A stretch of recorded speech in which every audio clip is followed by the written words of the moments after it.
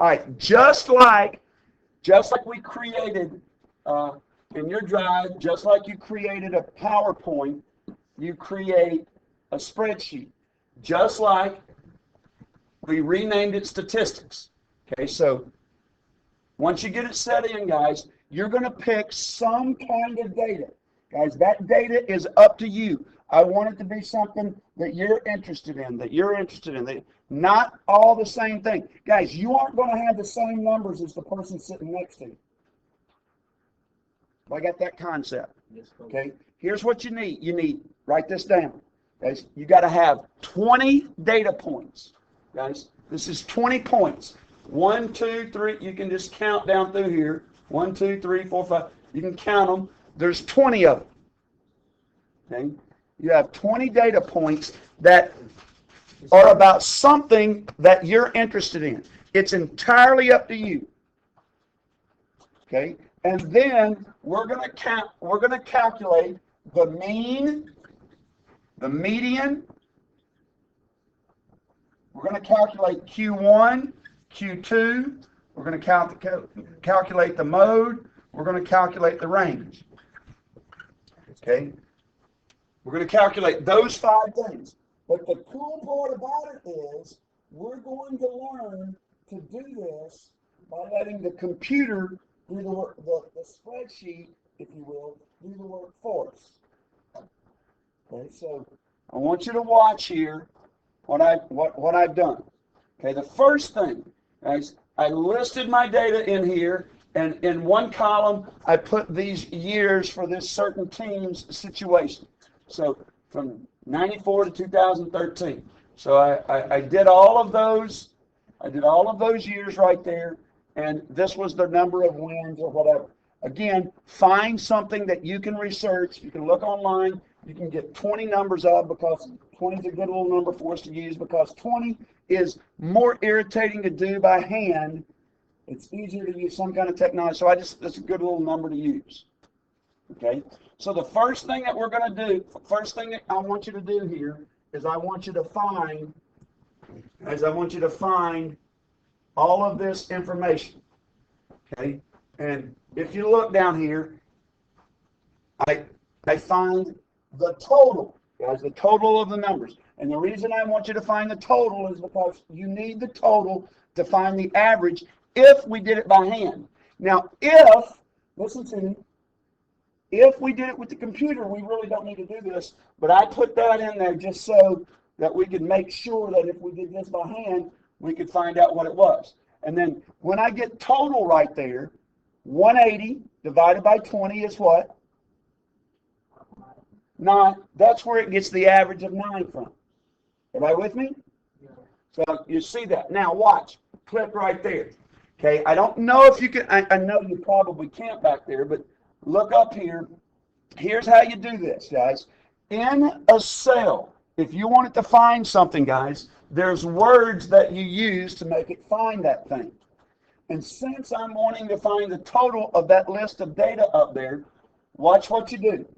Okay, you click on that cell. In that particular cell where you want it to put the answer, you click on that cell, and then you write the equal sign. Guys, we don't do a good job of this. Maybe it's because we're asleep, maybe because we don't pay attention fully, but maybe whatever the reason, I don't know. But I know following explicit directions that we kind of struggle with, guys. But you have to do this exactly this way. As you get in that cell, and in that cell, you put an equal sign. And when you put an equal sign, it tells the program that you're fixing to write something that you want it to do. Okay, so in this particular cell, we want it to write the sum. Because we want it to total those lines up there. Everybody good?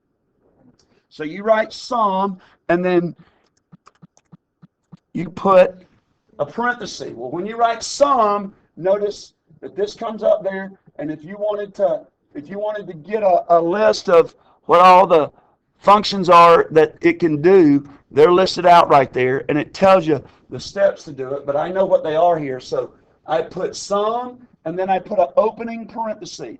Then what you want to do, guys, is you want to go back up to the top of your column, and highlight that first point that you want to use. So I want to use that point as my first point. And then you drag down, and notice it's highlighting all 20 of those points that you're going to use, and then you close the parenthesis. And when you close the parentheses, look, it calculates it for you. So it calculated the total. Pretty cool. Guess what? It does the same thing for any of the information that you put in there. So if you wanted to find the average, guess what word you use? Average. Again, guys, when you go there, it'll be blank. You write equals, average, and then you tell it where you want it to find the average of. And I want it to find it from all of those years right there. I close my parenthesis. When you close your parentheses, it'll give you what the answer is. Okay?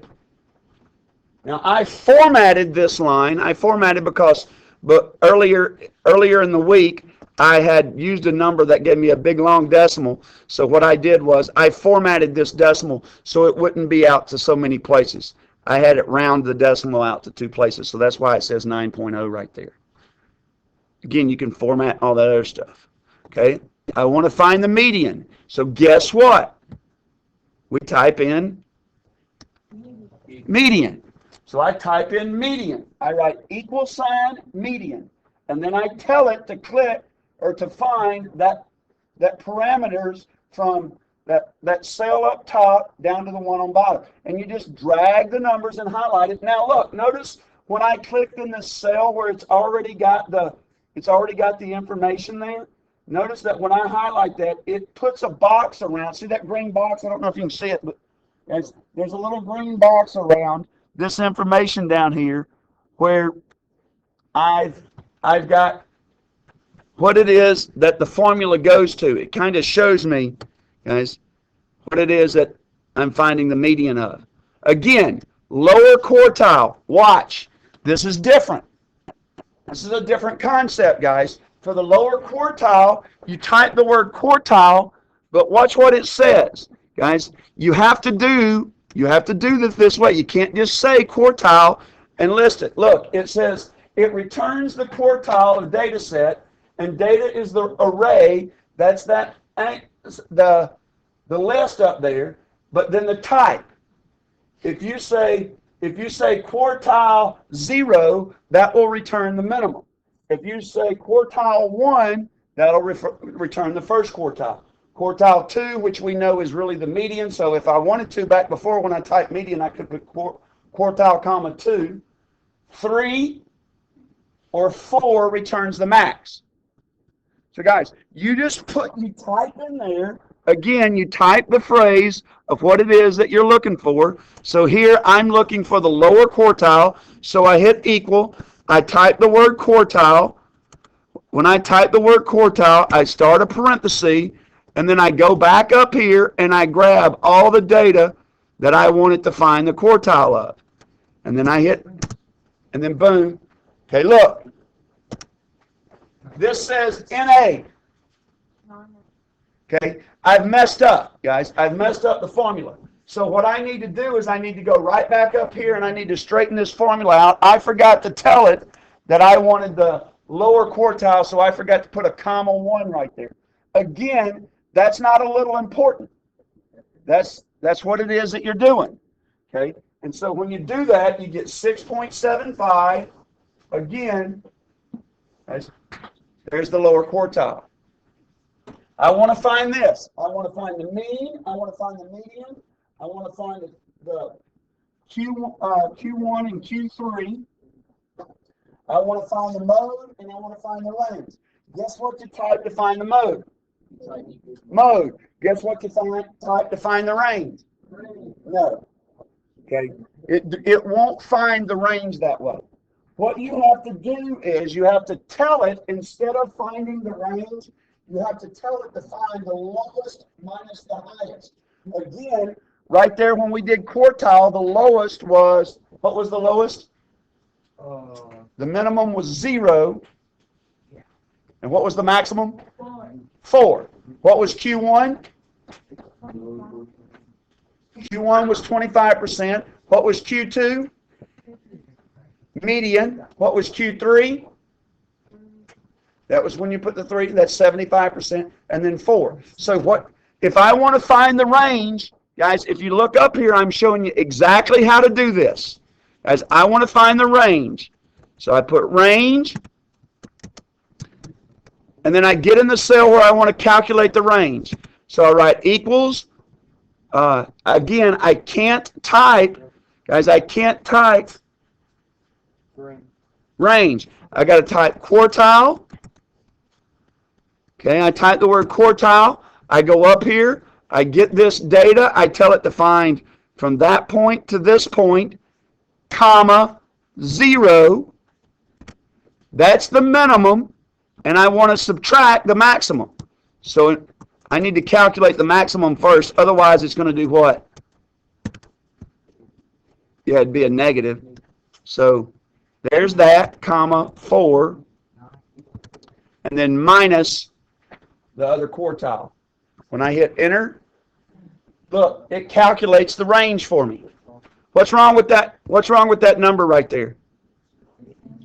See how it's over to the right? How do I fix that? Yeah, I tell it to center it up here. Okay, so I center that information. Okay, that's it. Guys, again, here's all the information you want to find of your data. You want to find the mean, median, Q1, Q3, node, and range. Again, the way I found the range was I said quartile 4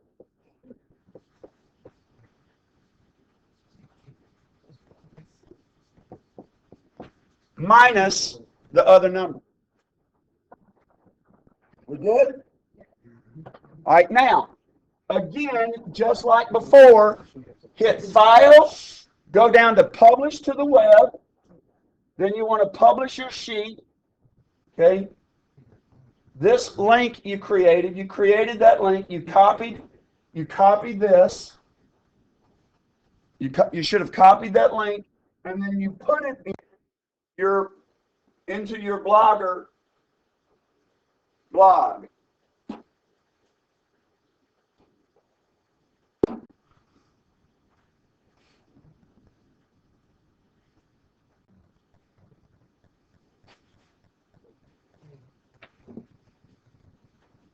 Okay, so in my blog, I want to view the blog. Here's that.